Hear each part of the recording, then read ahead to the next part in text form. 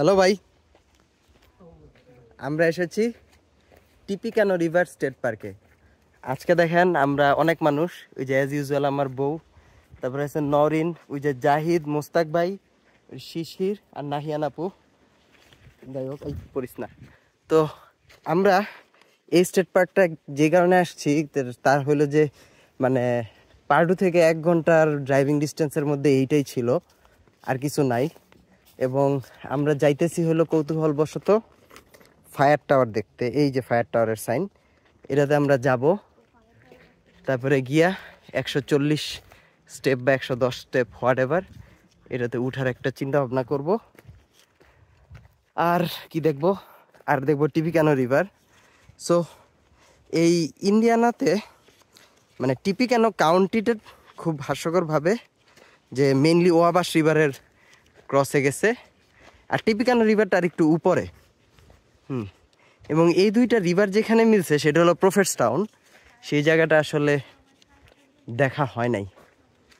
Anyway, যাই হোক, আমরা যাইতে থাকি গিয়া। এই যে দেখেন, আমরা হলো ট্রেইল 167-এর যে ইন্টারসেকশন, এই যে এই ইন্টারসেকশনটায় আছি, এই যে এই ইন্টারসেকশনে। তো আমরা এখন যাব ফায়ার টাওয়ার। এই যে এদিকে দেখলে ট্রেইল হেড দেখা যায়, এদিক দিয়ে গেলে ট্রেইল 7, এদিকে ট্রেইল 16 অ্যান্ড ফায়ার টাওয়ার। তো যাই হোক, আমার মনে হয় টাওয়ারটা এই গাছের চিপাই লুকায় আছে কোথাও। যাইতে থাকি। এবং আপনাদেরকে ম্যাপ এবং ট্রেইলের সিস্টেম নিয়ে অনেক আগেই বলছিলাম।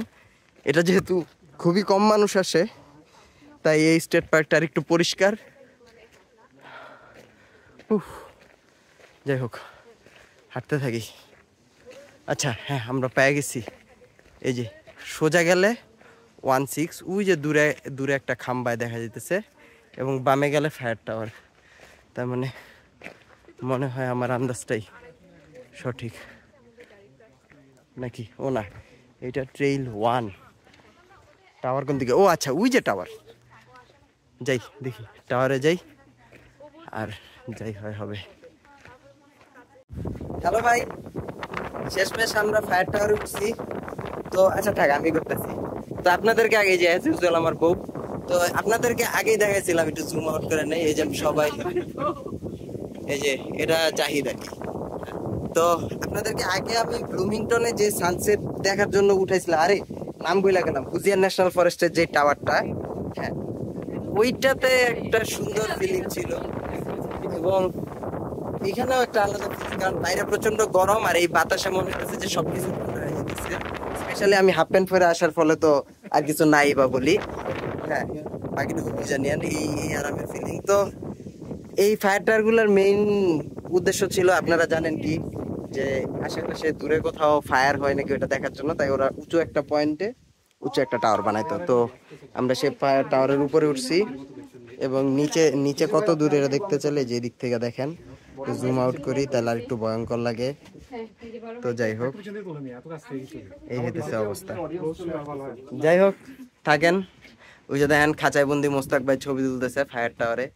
যাই হোক, ওকে বাই। আবার দেখি নদীর পাড়ে গেলে বানাবো, টিপিকানো রিভারে গেলে। হ্যালো ভাই, আমরা এসেছি এই নদীর অটার বেন্ড নামের এলাকায়। তো এটার অটার বেন্ড কেন বলে, আপনারা ইতোমধ্যে যদি আমার ভিডিও টিডিও নাও দেখা থাকেন, একটু ইয়া করলে জানবেন যে ওই কলোরাডো রিভারের হর্স শু বেন্ড অনেক বিখ্যাত। তো এইটারে অটার বেন্ড বলে, তার কারণ এইটাও আসলে একটা বেন্ড। এই যে দেখেন বেন্ড। সো এদিকে সেডিমেন্ট লুজ করে অনেক বেশি, মানে কম। এই পানিটা এসে এদিকে বাড়ি খায়, কাজে এদিকে আস্তে আস্তে নদী ক্ষয় হইতেছে এবং এই যাইতেছে। তো এই কারণে ওরা যেটা করছে, এদিক দিয়ে একটু মানে ব্যারিকেডও দিয়ে দিছে মনে হয়, আমি জানি না। রিভার প্রোটেক্ট করার ট্রাই করতেছে, যাই করতেছে, রিস্টোরেশন ওয়ার্ক।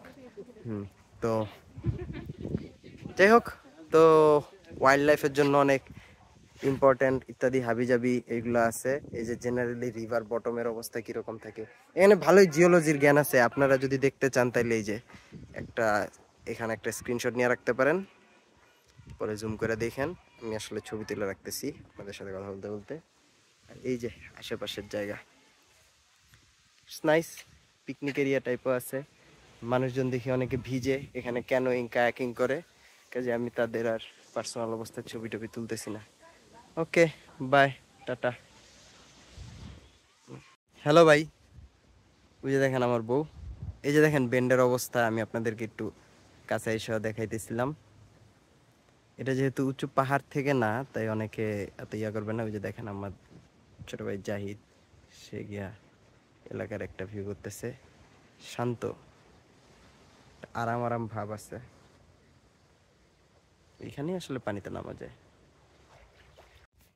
হ্যালো ভাই, তো আমরা ঢুকতেছি এই পার্কের nature preserve, sand hill nature প্রিজার্ভে।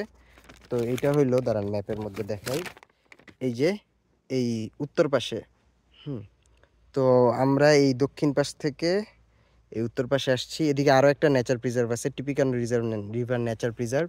যদি টাইম থাকে আমরা ওইটাতেও হাইক করব, কিন্তু আগে এইটা একটু দেখে নেই। তো যাই হোক, এই আমরা যাইতেছি পুরোটা 1.2 মাইল, খুব বেশি টাইম লাগবে না। ওরা এখানে দেখেন কি সুন্দর মার্কিং দিয়ে রাখছে। আপনাদেরকে এর আগেও একটা নেচার প্রিজার্ভ ইয়া করে দেখাইছিলাম, ওইটার নাম ভুলে গেছি, কি কেভ জানি ছিল সবাই। আচ্ছা, এই যে ব্লু স্টেম ট্রেল।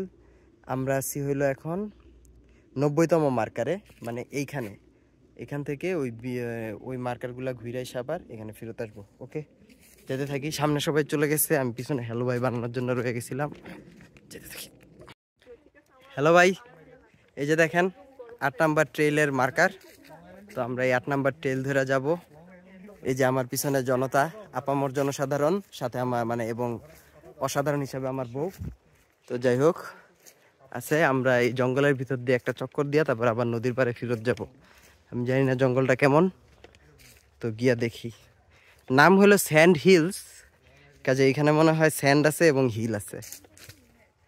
হ্যালো ভাই, ওই যে তখন যে দেখাইলাম না 90, 91, 92, 91 নাম্বারটা মিস করছি, বাট এই যে এটা 92, এদিক দিয়ে গেলে আমরা ট্রেইল 8-এ পৌঁছে যাব। কিন্তু এদিকে দেখতেছি গাছ দিয়ে, গাছ পরে রাস্তা বন্ধ, নাকি গাছ ফালায় রাখছে। আচ্ছা দেখি, হিসাব করে দেখি। হ্যালো ভাই, তো দেখেন এটার আমরা তুইলা পার হইছি, আর এইটাতে সবাই অ্যাডভেঞ্চার করে পার হইতেছে। আর আমি যেহেতু সুপারম্যানের মতো ক্ষমতাশালী, আমি লাভ দিয়ে পার হয়ে যেতে পারবো, সেটা আর আমি ভিডিওতে ধরবো না। যাই হোক, ওই যে দেখেন সামনে সবাই যেতেছে। ওকে থাকেন, আমি পার হই। আচ্ছা, আমি আসলে লাভ দিয়ে পার হওয়াটা ঠিক হবে না, পরে আর কি বাকিরা ব্যথা পাইতে পারে। হ্যালো ভাই, আমরা এই যে ট্রেইলের মাঝামাঝি আসছি, এই নেচার প্রিজার্ভের মাঝখানে। এই গাছগুলোর নাম আসলে আমি ভুলে গেছি। তো দেখেন এই মাঝখানের পুরো এলাকায় কত সুন্দর একটা, মানে অপার্থিব একটা অনুভূতি আসে। এবং আপনারা দেখেন এই যে তলায় হলো এই যে এই গাছগুলার যে পাতা, এগুলি হলো আপনার শলার মতো পাতা।